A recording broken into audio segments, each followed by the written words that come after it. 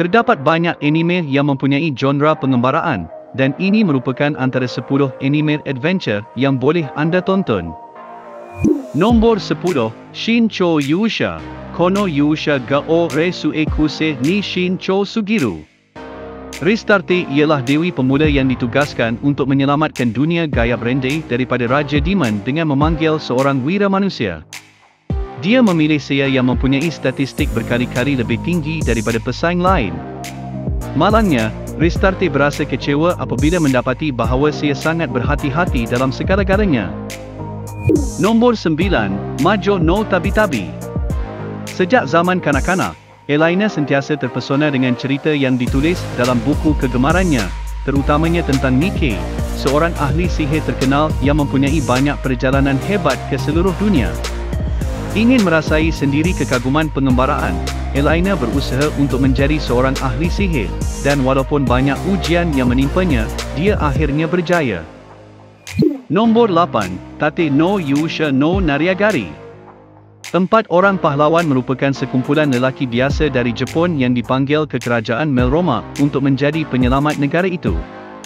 Mereka masing-masing diberikan pedang, lembing, busur, dan perisai. Naofumi Iwatani, seorang otaku, terpaksa menerima nasib sebagai wira perisai. Berbekalkan dengan hanya sebuah perisai, Naofumi diremehkan dan diejek oleh rakan-rakan pahlawannya dan rakyat negara itu kerana keupayaan serangannya yang lemah dan personaliti yang tidak bersemangat. Nombor 7, Kanata no Astra. Pada tahun 2063, perjalanan angkasa lepas boleh dilakukan dan tersedia secara komersial.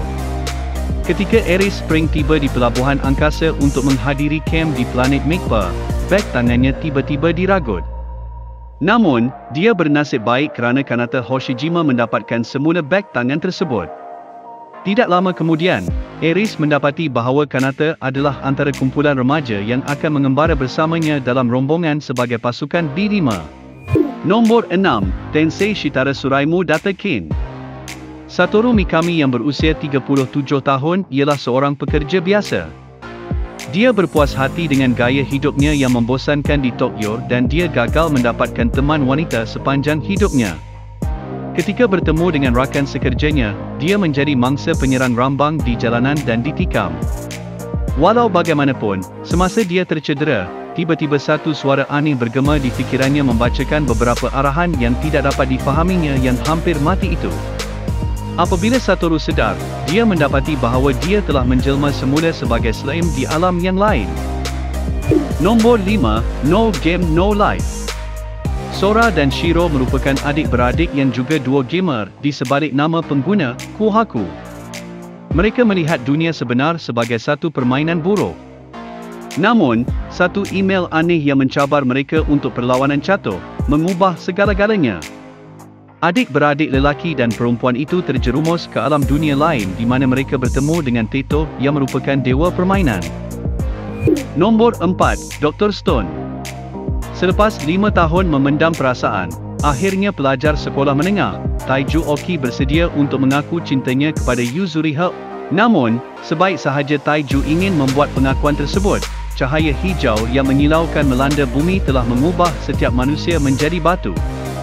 Beberapa ribu tahun kemudian, Taiju dan rakannya Senku yang jenius dalam bidang sains akhirnya bangkit daripada menjadi batu. Mereka menggunakan kemahiran masing-masing untuk membina semula tamadun. Nombor 3, Fumetsu no Anata Air. Satu makhluk daripada dunia lain yang dipanggil sebagai Kansatsusha telah mencipta satu orb atau bola berwarna putih yang kemudiannya dinamakan sebagai Fushi.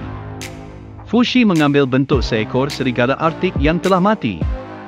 Kemudian, dia bertemu dengan seorang budak lelaki yang tinggal bersendirian yang menganggap dia sebagai serigala peliharaannya. Selepas budak lelaki itu meninggal dunia akibat luka yang dijangkiti, Fushi mengambil pula bentuk budak tersebut. Nombor 2, Sora Yori mo Toi Basho. Dipenuhi dengan rasa hairan yang luar biasa terhadap dunia di sekelilingnya, mari Tamaki sentiasa impikan apa yang berada di luar jangkauan alam semesta. Walaupun memendam cita-cita yang begitu besar, ketakutannya terhadap perkara yang tidak diketahui dan kerisauan terhadap kemungkinan batasan dirinya sentiasa menghalangnya daripada mengejarnya.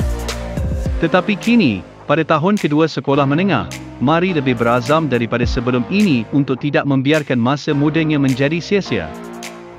Nombor 1, Vinland Saga. Thorfinn membesar dengan mendengar cerita pelayar lama yang telah mengembara di lautan dan sampai ke tempat legenda, Vinland.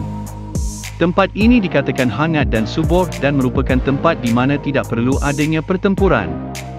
Tempat ini tidak sama sekali seperti kampung beku di Iceland di mana merupakan tempat dia dilahirkan, dan pastinya tidak seperti kehidupannya sekarang sebagai tentera upahan. Jadi, itulah antara anime adventure untuk semua peminat genre ini. Kepada peminat anime di luar sana, apakah genre kegemaran anda? Jangan lupa tuliskan di ruangan komen di bawah. Terima kasih kerana menonton, jangan lupa untuk subscribe, like dan share. Jumpa lagi di video yang akan datang.